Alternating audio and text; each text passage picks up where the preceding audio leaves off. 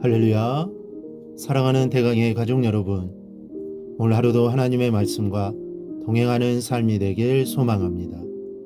오늘 함께 나눌 하나님의 말씀은 요한복음 12장 20절에서 27절 말씀입니다.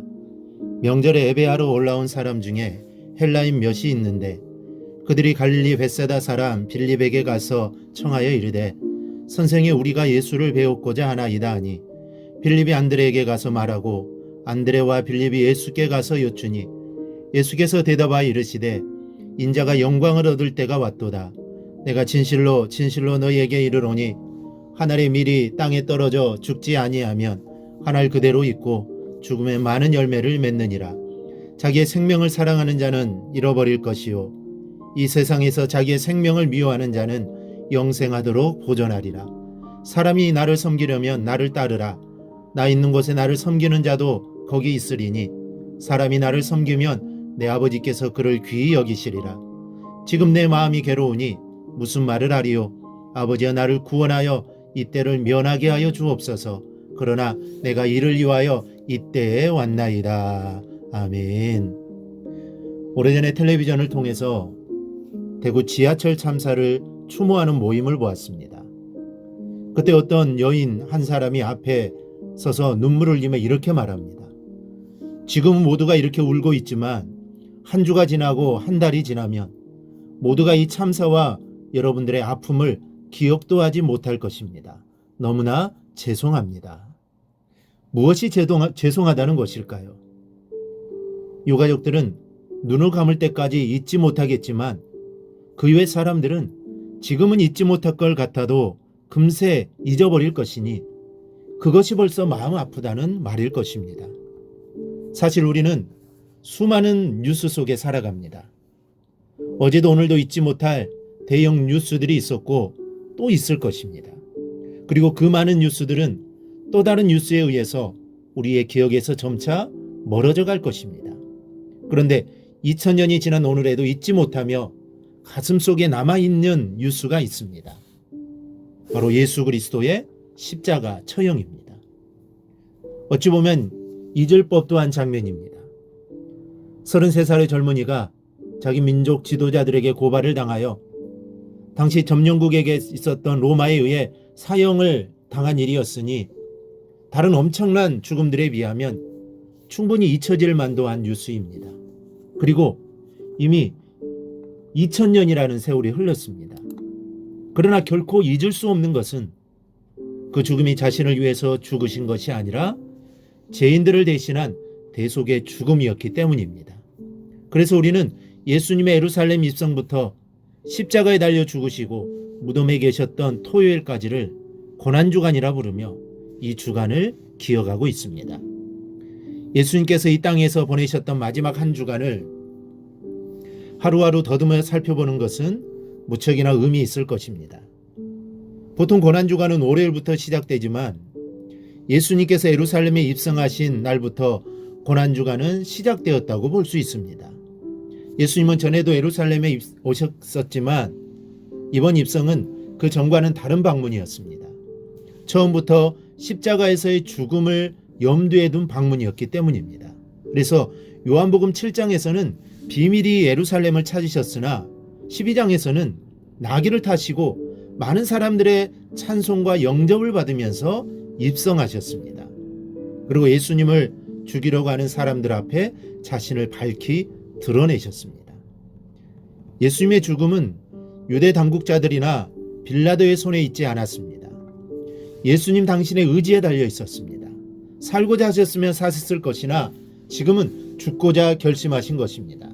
이는 32절 말씀처럼 모든 사람들을 영생으로 이끄시려는 예수님의 결심에서 나온 행동입니다. 예수님은 자신이 땅에서 들리면 모든 사람을 내게로 이끌겠다고 하셨는데 사도 요한은 예수님께서 어떻게 죽으실 것인지에 대한 말씀이었다고 부언 설명하였습니다. 예수님은 십자가에서의 죽음을 위해 예루살렘에 입성하셨고 곧바로 밀알의 비유를 들어 말씀을 하십니다.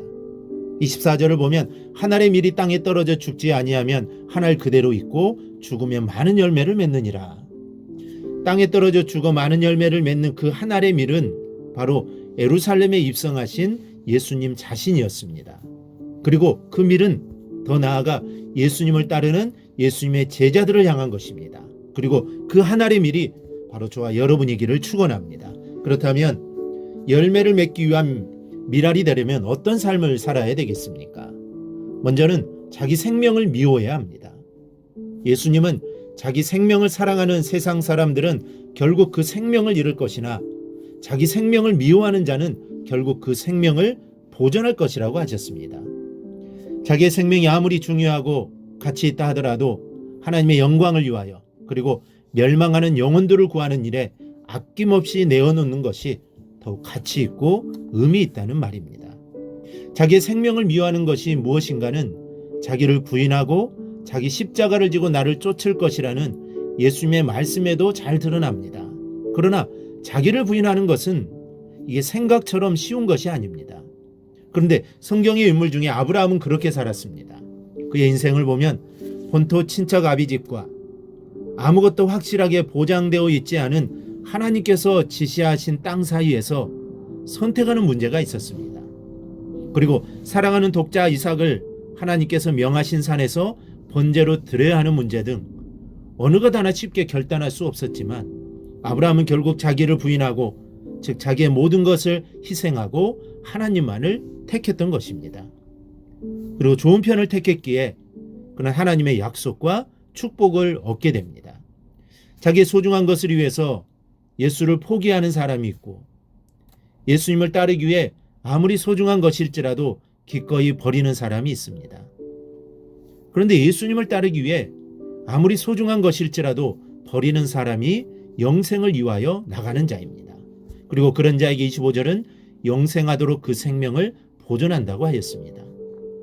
우리도 하나님을 위해서 나의 소중한 것을 포기하고 양보할 수 있는 선택을 할 수 있기를 바랍니다. 그러면 주님께서 책임져 주십니다. 둘째는 그 삶은 예수님의 뒤를 따르는 것입니다. 예수님 말씀하시기를 사람이 나를 섬기려면 나를 따르라. 나 있는 곳에 나를 섬기는 자도 거기 있으리니 라고 하셨습니다. 예수의 제자란 예수님이 계신 그곳에 있는 사람들입니다. 예수님을 섬긴다고 하면서도 자신의 원한과 생각에 따라 삶의 자리를 정한다면 그는 예수의 제자가 아닙니다. 세상 사람들이 어떻게 살아가든 그들을 따르지 않고 예수님께서 걸어가신 길을 따르는 자가 진정한 예수의 제자인 것입니다. 그렇다면 예수님께서 계신 곳이 어디입니까? 갈보리입니다. 십자가의 길입니다. 미랄처럼 죽는 곳입니다. 예수님은 나를 따르려거든 자기 십자가를 지고 따르라고 하셨습니다. 예수님과 함께 부활하며 예수님과 함께 영광에 참여하려면 예수님과 함께 십자가를 져야 합니다.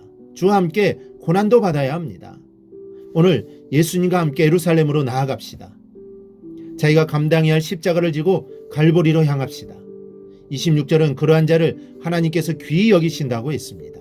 오늘 이 새벽에 정말 하나님께서 귀히 여기시는 우리 복된 성도들이 되기를 바랍니다. 예수님과 함께 예루살렘으로 올라가고 갈보리로 향하여 하나님이 귀하게 여기시는 그런 복된 성도들이 되기를 주님의 이름으로 축원합니다.